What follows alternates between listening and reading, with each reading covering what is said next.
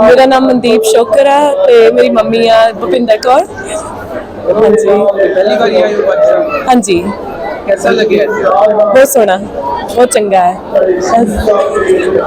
वो कितने देख के बहुत फ्रेंडली लोग है, बहुत हेल्पफुल है, चंगा। जिथे भी सन लोड़ हेल्प करते हैं, बहुत नाइस है। पहले जो आना सीगा आने तो पहले की सोचा सी कि कैसा होएगा पाकिस्तान में आके कैसा लगा?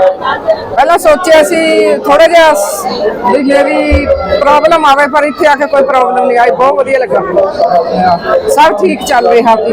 हाँ जी। नहीं तो कहते कि बाहर के हालात ठीक है पाकिस्तान ਦੇ ਨਾਲ। और बहुत कहते हैं पर असी ये नहीं सोचिया खाना बहुत सोहना, फूड बहुत लाइक किया सी।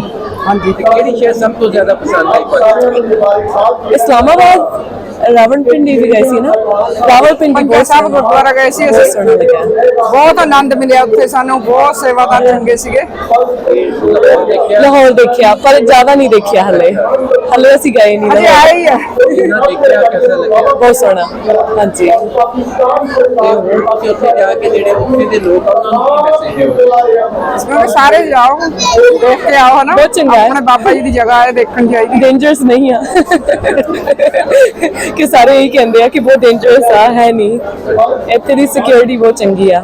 ਤੁਸੀਂ ਦੱਸ ਰਹੇ ਸੀ ਕਿ ਇੱਧਰੋਂ ਪਾਕਿस्तान ਤੇ ਇੱਧਰੋਂ ਲਾਹੌਰ ਤੋਂ ਹੀ नहीं साडे दादा जी लाहौर तो आ ते जरा 1947 च उधर ਨੂੰ ਆਏ ਸੀ, इंडिया मूव गए ਸੀ।